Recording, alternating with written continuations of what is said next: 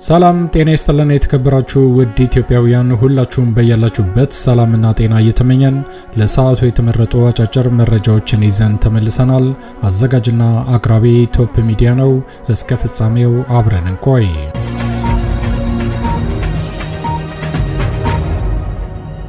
ክቡራን አድማጮች እንደተለመደው ይሄ መረጃ ለፍትህ፣ ለዲሞክራሲ፣ ለእኩልነት ለሚታገሉ ንጹሃን ወገኖቻችን በአጠቃላይ ድምጽ ለመሆን ስለሚረዳ ወዳጆቼ ላይክ በማድረግ እንድትጀምሩ ስል በትህትና ለማስታወስ እወዳለሁ።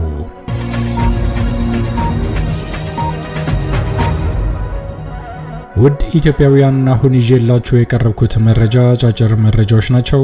የመጀመሪያው መረጃ በአማራ ክልል በተለያዩ ግንባሮች ላይ ዛሬም ተጠናክሮ የቀጠለው ወታደራዊ እንቅስቃሴ የአማራ ፋኖ በሽምቅና በደፈጣ በሚወስደው እርምጃ ዛሬም በተለያዩ ግንባሮች ላይ ተጠናክሮ እንደቀጠለ ከአማራ ፋኖ የደረሰን መረጃ ይፋ አድርጓል። አብይ አህመድና ብርሃኑ ጁላ በሸዋ አካባቢ የሚንቀሳቀሰው የአማራ ፋኖ የእንቅስቃሴ አድማሱ እየተስፋፋ ስለመጣ ከፍተኛ ድንጋጤ ውስጥ እንደገቡ ተረጋግጧል። የፋኖ እንቅስቃሴ በሸዋ አካባቢ ወደ አዳማ ብሎም ወደ መታህራ አካባቢ መታየቱ ከፍተኛ ድንጋጤ ውስጥ እንደከተታቸው ይፋ ተደርጓል። በተጨማሪም ሸዋሮቢት አካባቢ የመሸገው የአብይ አህመድ መከላከያ ሰራዊት ከሸዋ ፋኖ ጋር እየተናነቀ ቀጥሏል። እነዚህም በተመለከተ የምታዳምጡት ይዘናል። በሌላ መረጃ ደግሞ የአማራ ፋኖ ባወጀው ለሚ ኦፕሬሽን አማካኝነት የአንድ ወረዳ አመራሮች በመከላከያ አየር ወለድ ታፍነው እንዳመለጡ ይፋ ተደርጓል። ይህንን በተመለከተም የምታዳምጡት ይዘናል። በሌላ መረጃ ደግሞ የአብይ አህመድ አገዛዝ ኢትዮጵያን ከተቆጣጠረ በኋላ የሀገሪቷ ገንዘብ እያሽቆለቆለ ኢኮኖሚዋ እያላሸቀ እንደመጣ ይታወቃል። ነገር ግን ዛሬም $1 በ185 ብር እየተመነዘረ የኢትዮጵያ ሕዝብ በኑሮ ውድነት እየተሰቃየ ቀጥሏል። በተመሳሳይ አንዳንድ ሀገሮች እንደዚህ አይነት ችግር ሲገጥማቸው ሕዝቡ ተናቦና ተስማምቶ መንግስታቸውን እያስጨነቁ መንግስት የቀየሩን በርካታ እንደሆኑ አይዘነጋም። ዛሬም የዶላር ምንዛሪ ያሽቆለቆለባት አንዲት ሀገር ከፍተኛ ህዝባዊ ተቃውሞ ተቀስቅሶባታል። ይህንን በተመለከተም የምታዳምጡት ይዘናል። እስከ ፍጻሜው ከቆያችሁ ታዳምጣላችሁ። መልካም ቆይታ።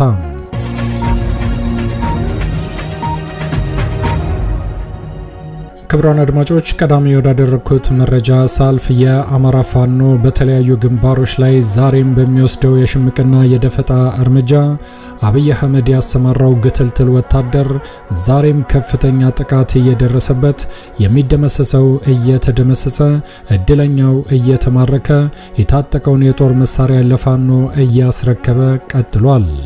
ሜጀር ጀነራል ውባንተ አባተ ተወርዋሪ ክፍለ ጦር ከትላንትና ጀምሮ በአብይ አህመድ ወታደሮች ላይ በወሰደው ከፍተኛ እርምጃ አገዛዙ ከፍተኛ ኪሳራ እያስተናገደ ቀጥሏል። ማህደረ ማርያም ከተማና ዙሪያውን የአማራ ፋኖና የአገዛዙ ግትልትል ወታደር 77ኛ ክፍለ ጦር ከጧቱ 12 ሰዓት ጀምሮ እስከ ቀኑ 7 ሰዓት ከ30 ተፋጠው እንደዋሉ ከቦታው የደረሰን መረጃ ይፋ አድርጓል። የአማራ ፋኖ ወደ አገዛዙ ምሽግ በመሄድ ከቀኑ 7 ሰዓት ከ30 አካባቢ እስከ 11 ሰዓት ድረስ አውደ ውጊያ ሲያደርግ እንደዋለም የአማራ ፋኖ አመራር የላከልን መረጃ አረጋግጧል። የሜጀር ጀነራል ውባንተ አባተ እውነተኛ የግብር ልጆች ጠላትን በስቦ ማስገባት ውጊያ ውጤታማ ድልን ተጎናጽፈናል ብለዋል።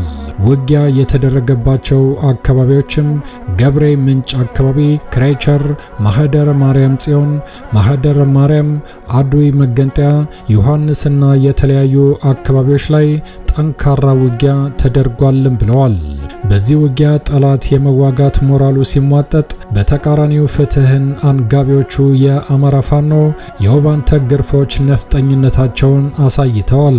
የአብይ አህመድ ሸኔ ወታደሮችን አናፍጠው የበላይነቱን እንደተቆጣጠሩም አረጋግጠዋል። ጠላት የብርሃኑ ጁላ በርካታ ወታደር በቁስም በአካልም ሆነ በስነ ልቦና የተመታ ሆኖ ውሏልም ተብሏል። ይሄ የአማራ ፋኖ ክፍለ ጦር ጠላት መጣብኝ ሳይል ራሱ ወደ መጣበት ቀጠና በመግባት ጠላትን ማደባየትና ማሯሯጥ የአባታቸው ሜጀር ጀነራል ውባንተ አባተ ተግባሩን ወራሾች እንደሆኑ አስመስክረዋል። በቀጣይም በዚህ አካባቢ የተሰማራው የአማራ ፋኖ ስራዎቻቸው ሁሉ የተጠኑና እንቁ ወታደራዊ የውጊያ ጥበቦችን ለመከወን የወትሮ ዝግጅታቸውን 24/7 አጠናክረው ቀጥለዋል። ህልውናችን በተባበረ ክንዳችን አፋባሃ ሰሜን አማራ ቀጠና በላይ እዝ ሜጀር ጀነራል ውባንተ አባተ አንደኛ ኮር ህዝብ ግንኙነት ኃላፊ ፋኖ ሀቃለው ጸጋ አለባቸው ከቦታው በላከልን መግለጫ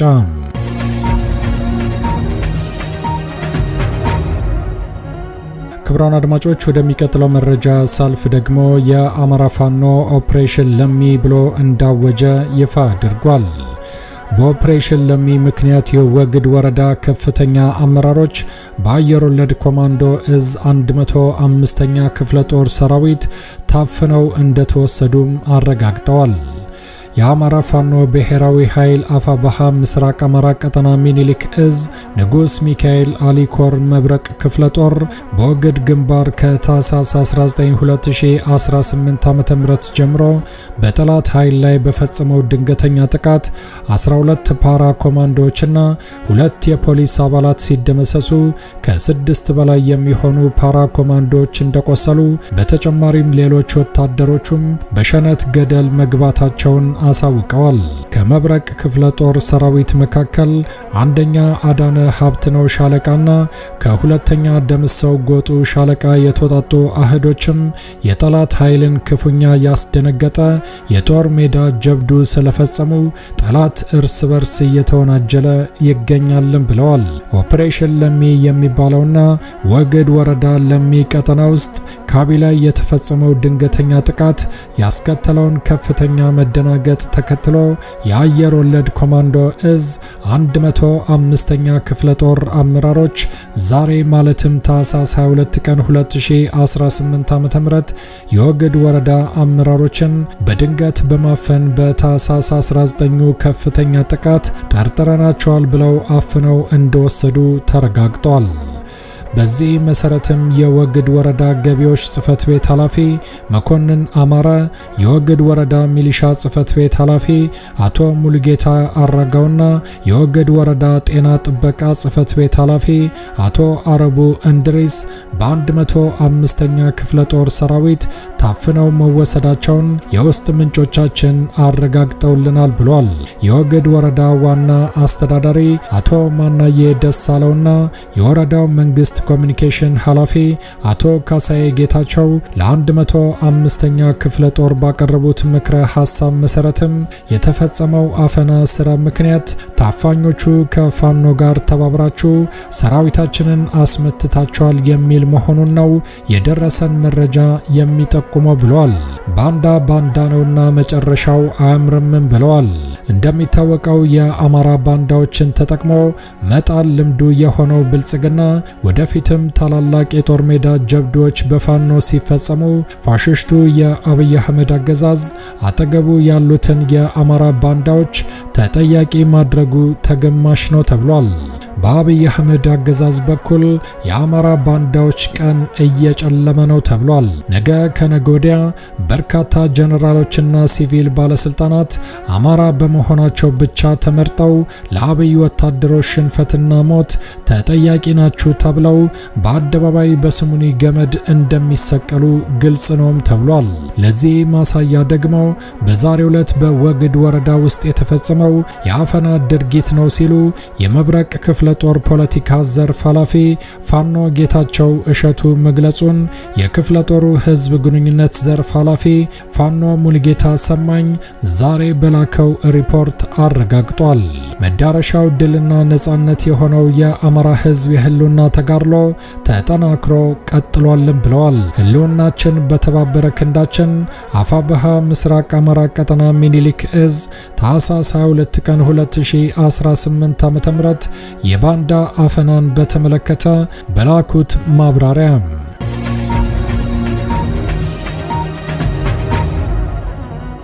ውድ ኢትዮጵያውያን ወደሚቀጥለው መረጃ ሳልፍ ደግሞ የአብይ አህመድ አገዛዝ በከፍተኛ ሁኔታ የተጨነቀበትና የተጠበበበት የሸዋ እንቅስቃሴ ዛሬም ጠንካራ እንቅስቃሴዎች እየተደረጉ የአብይ አህመድ አገዛዝን እያስደነበሩ ቀጥለዋል።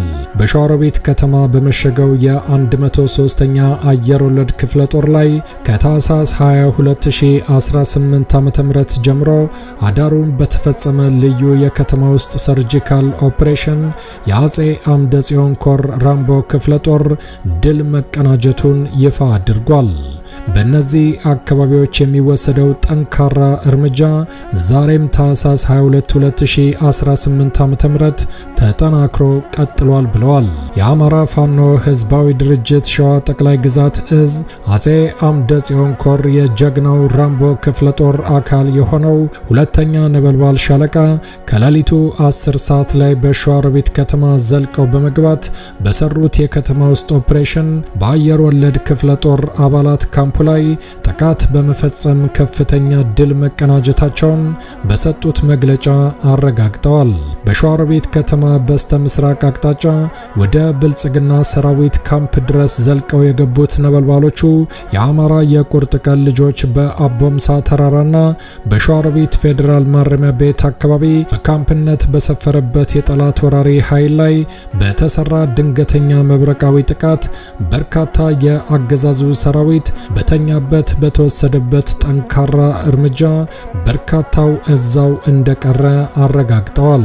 የዕለቱ የዋርድያ ተረኞችም እንደተደመሰሱ የክፍለ ጦሩን ልዩ ኦፕሬሽናል ቲም ዋቢ አድርጎ የአጼ አምደ ጽዮን ኮር ራምቦ ክፍለ ጦር የህዝብ ግንኙነት ክፍል ኃላፊ በላከው የግንባር መረጃ አሳውቋል። ክብርና ሞገስ ለትግሉ ሰማዕታት፣ አንድነታችን አሸናፊነታችን፣ ድል ለአማራ፣ ድል ለአማራ ፋኖ። የአማራ ፋኖ ህዝባዊ ድርጅት ሸዋ ጠቅላይ ግዛት እዝ አጼ አምደ ጽዮን ኮር ታህሳስ 22 ቀን 2018 ዓ.ም በሸዋ አካባቢ የቀጠለውን ጠንካራ እንቅስቃሴ በተመለከተ በላከው መረጃ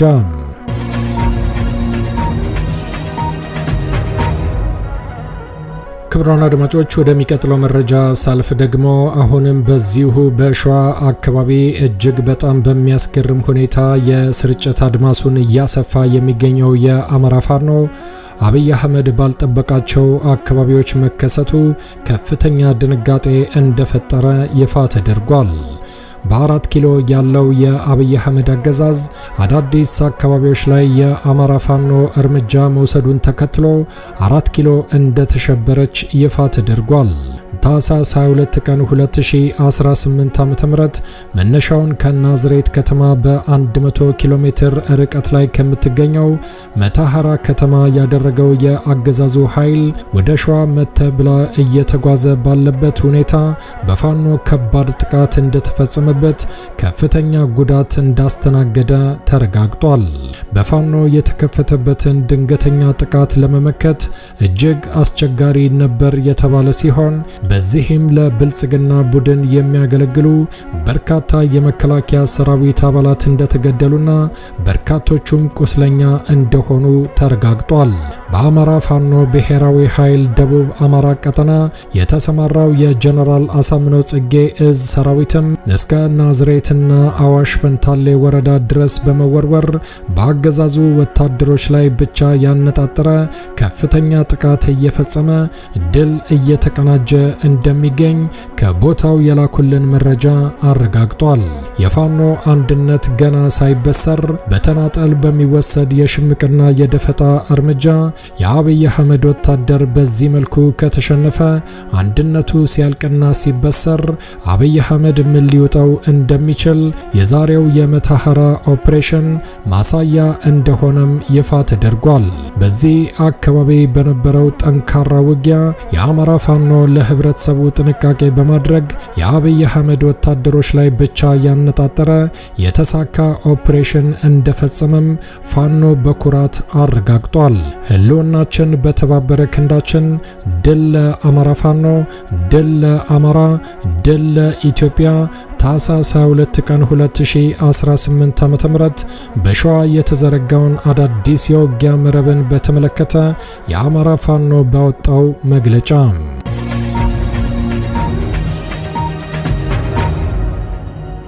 ክቡራን አድማጮች ወደሚቀጥለው መረጃ ሳልፍ ደግሞ አሁንም በዚሁ በሸዋ አካባቢ የአማራ ፋኖ በሚወስደው ጠንካራ እርምጃ አዳዲስ ግንባሮች ላይ ድል መቀናጀቱን ቀጥሎበታል። በግሸን ደብረ ከርቤ ዙሪያ በተደረገ የአጭር ሰዓት ውጊያ አንድ ዙ 23 እንደወደመ አዛዡን ጨምሮ በርካታ የአገዛዙ ወታደሮችም ሙትና ቁስለኛ መደረጋቸውን የአማራ ፋኖ ከቦታው ይፋ አድርጓል። የፋኖ አባላቱ በዚህ ጠንካራ በተባለው ውጊያ የጦር ሳይንስን ከአማራዊ ጀግንነት ጋር ያዋሃደ ፈጣን ማጥቃት ነው ያካሄዱት የተባለ ሲሆን በዚህ ጠንካራ በተባለው ድንገተኛ የማጥቃት እርምጃ ወታደራዊ አዛዡን ጨምሮ በርካታ ወታደሮች ሙትና ቁስለኛ በማድረግ አንድ የአየር መቃወሚያን በማውደም የጠላትን አከርካሪ መስበር መቻሉን ከቦታው ያደረሱን መረጃ ይፋ አድርጓል። ይሄንን ከፍተኛ የተባለውን ድል በተመለከተ ሙሉ መረጃውን አጠናክረን እንመለሳለን ብሏል። በአካባቢው የሚንቀሳቀሰው የአማራ ፋኖ ባወጣው መረጃ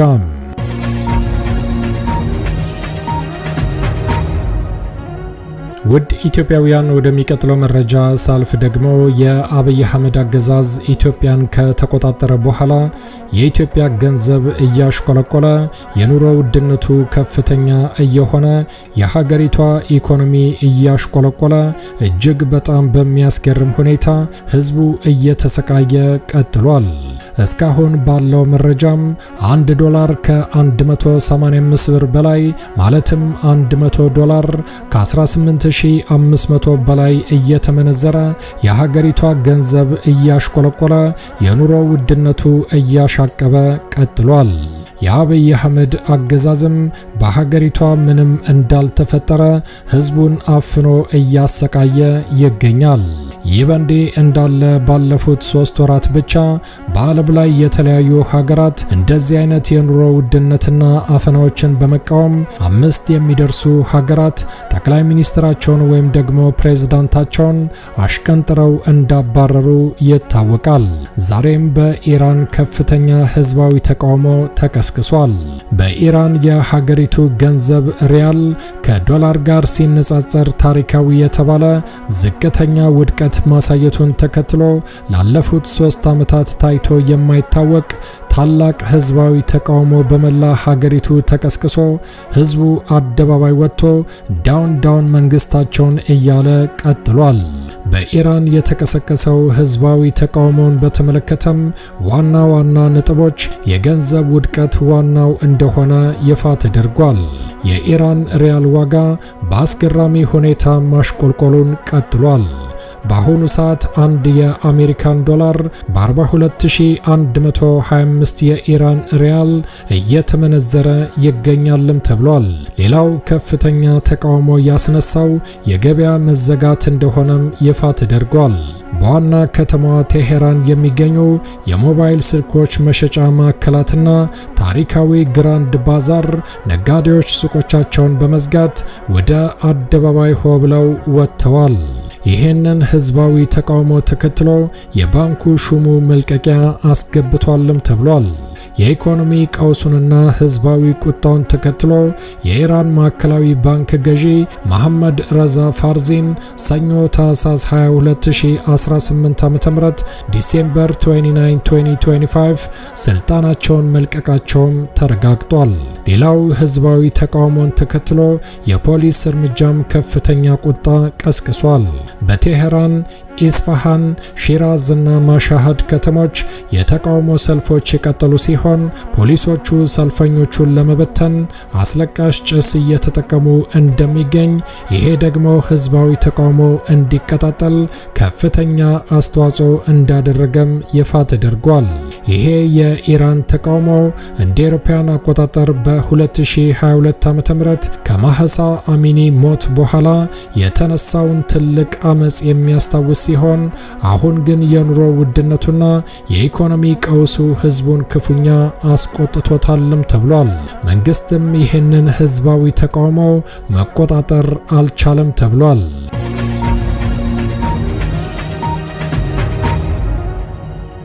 የተከበራችሁ ክቡራን አድማጮች ለሰዓቱ ያዘጋጀነው አጫጭር መረጃ ይሄን ይመስል ነበር። እንደ ወትሮ ለማስታወስ እንወዳለን ለቻናሉ አዲስ ከሆናችሁ ሰብስክራይብ በማድረግ የደወል ምልክቷን በመጫን ፈጣንና ታማኝ መረጃዎችን መከታተል ይችላሉ። አዘጋጅና አቅራቢ ቶፕ ሚዲያ ነበር። በሌሎች አጫጭር መረጃዎች እስከምንገናኝ ቸር ያሰማን። ኢትዮጵያ ለዘላለም ትኖር። ዘረኝነት ይውደም።